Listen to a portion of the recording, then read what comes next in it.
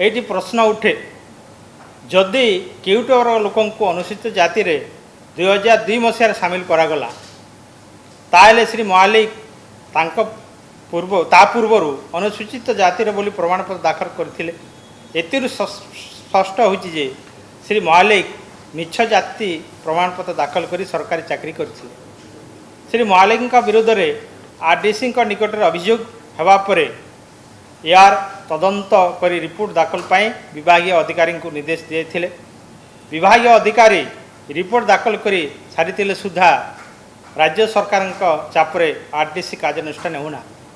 तेणु जड़े मिथ्या जातिगत प्रमाणपत्र दे सरकारी चाकरी हासिल करिथिबा श्री महालिक को तुरंत मंत्रिमंडल इस्तीफा दियंतु अथवा मुख्यमंत्री तांको तुरंत मंत्रिमंडल बहिष्कार करंतु बोली आमे बिजु जनता दल दाबी करूँ।